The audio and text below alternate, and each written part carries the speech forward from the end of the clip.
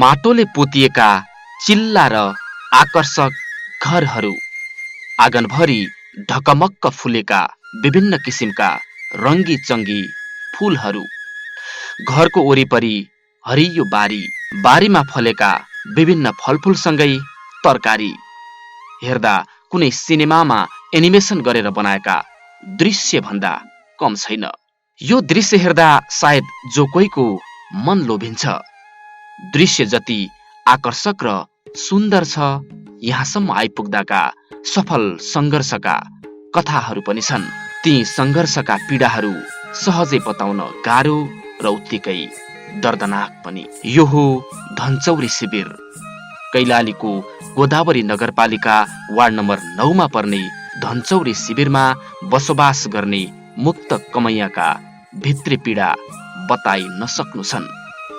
यो सुन्दा कसका आँखाबाट आँसु नझर्लान् र ती पीडा र ती भोगाइहरू साँच्चैकै दर्दनाक र मर्मस्पर्शी छन्।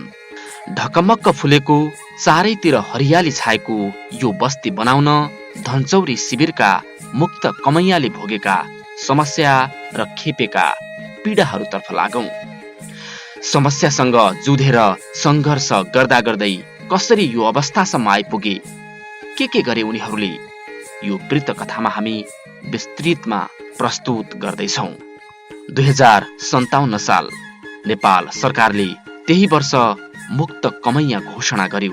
कमैयाहरूलाई केही जग्गा वितरण गर्ने सरकारले घोषणा गर्यो।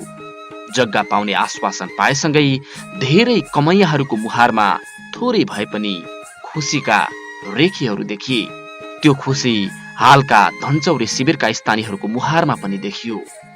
सरकारले कमैया मुक्त घोषणासँगै 2058 सालदेखि पुनर्स्थापना गर्ने काम पनि सुरु गर्यो। त्यही वर्ष क वर्गका 61 परिवार मुक्त कमैयालाई धनचौरी शिविरमा पुनर्स्थापना गरियो।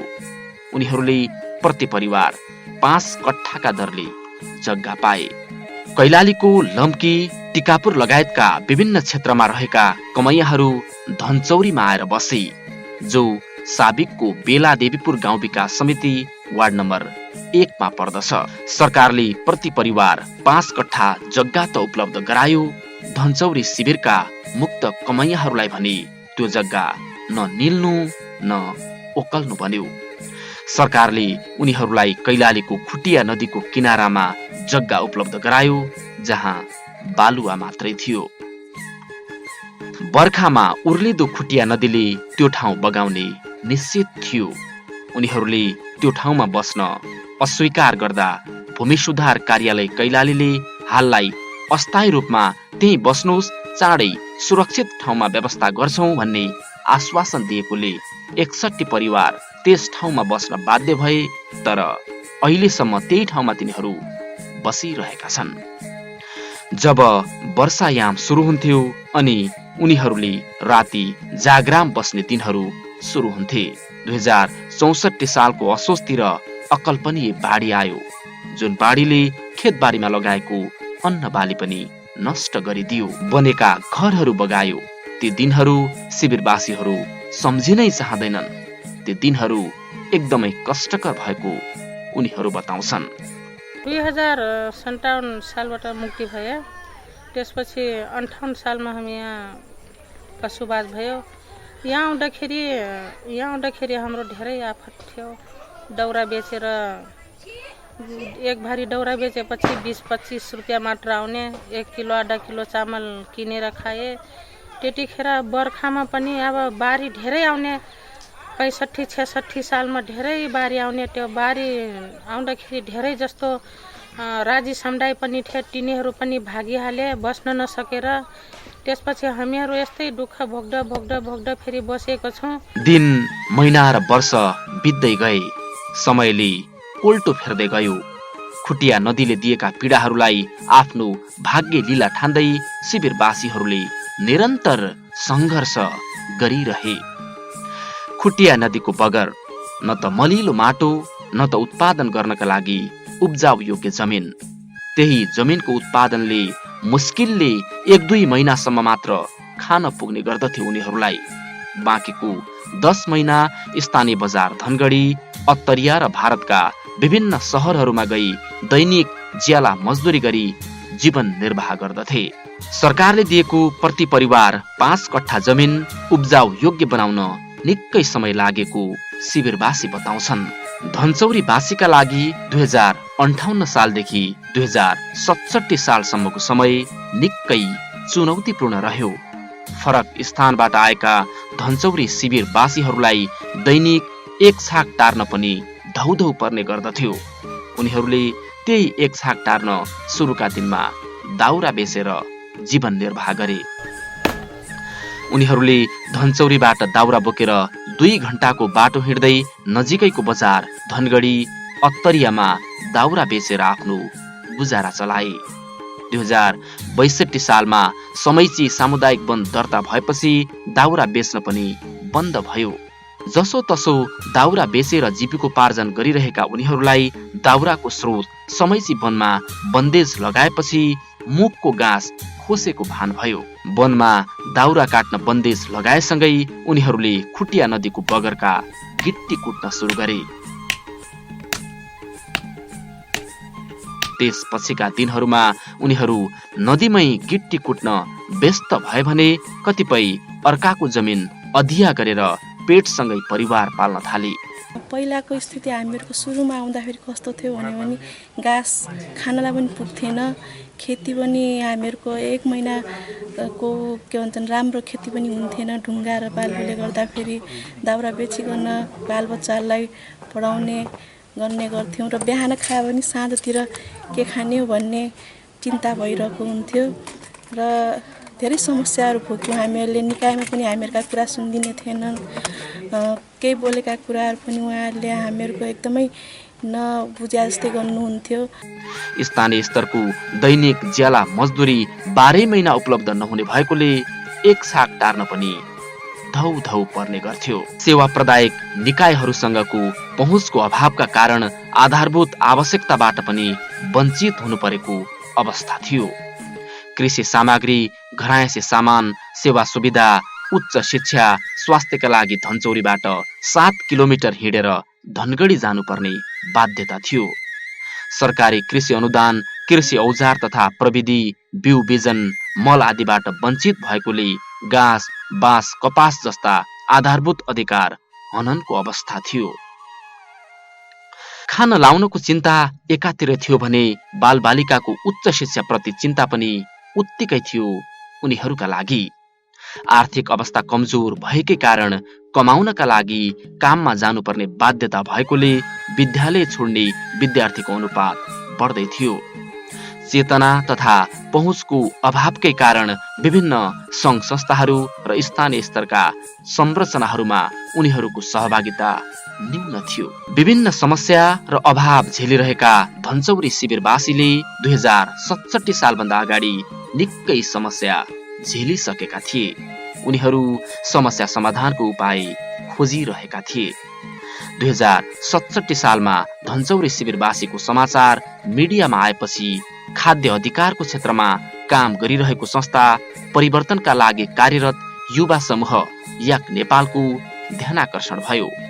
सुरक्षित आवास, खाद्य, निशुल्क शिक्षा, सिंचाई, खानेपानी, स्वास्थ्य आदि जस्ता आधारभूत अधिकारहरूबाट समेत वञ्चित भएका धनचौरीवासीको जीवनशैलीमा परिवर्तन ल्याउने उद्देश्यले याक नेपालले आफ्ना कार्यक्रमहरू उक्त समुदायमा विस्तार गर्यो। याक नेपालले समुदायको सामाजिक, आर्थिक, राजनीतिक एवं भौगोलिक अवस्था सम्बन्धी सूचना सङ्कलन र विश्लेषण गरी समस्या तथा सवालहरूको पहिचान गर्न सहजीकरण गर्यो।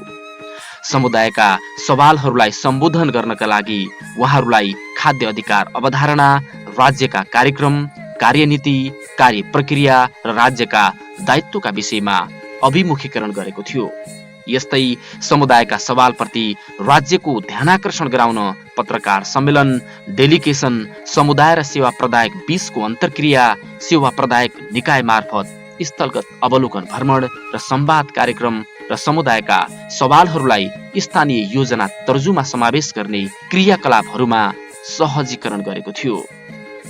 याक नेपाल खाद्य अधिकारको क्षेत्रमा काम गर्ने सन्दर्भमा आर्थिक सामाजिक रूपमा चाहिँ पछाडि पारिएको वर्ग समुदायहरूको क्षेत्रमा चाहिँ काम गर्ने भएको हुनाले चाहिँ यस्ता गतिविधिहरू चाहिँ पत्र पत्रिकामा सञ्चार माध्यमहरूमा चाहिँ पनि आउने गरेका हुन्छन् र कतिपय कुरा हामी चाहिँ स्थलगत रूपमा पनि अध्ययन गरेर खोजीका आधारमा चाहिँ हामीले चाहिँ पहिचान गरेर चाहिँ अगाडि बढ्ने गर्छौँ। र यो धनचौरी मुक्त कमैया विशेष गरेर चाहिँ राज्यले एउटा पहिचान गरेको एकदमै छुट्टै वर्ग पनि हो र यो वर्गको के अरे पुनर्स्थापना गर्ने काममा सरकार रहे तापनि त्यो सन्दर्भका कारणले सही ठाउँमा पुनर्स्थापना नभएका कारणले मुक्त कमैया समुदाय चाहिँ जोखिममा रहेको छ भन्ने एउटा चाहिँ लागिसकेपछि मुक्त कमैया सङ्घ संस्थाहरूसँग समन्वय गरेर उहाँहरूले चाहिँ हामीलाई चाहिँ दिएको सुझाव अनुसार यो सवाल चाहिँ ठिक छ है भन्ने एउटा चाहिँ निर्कल गरिसकेपछि त्यसका आधारमा हामीले चाहिँ यो समुदायलाई चाहिँ छनौट गरेका हौँ।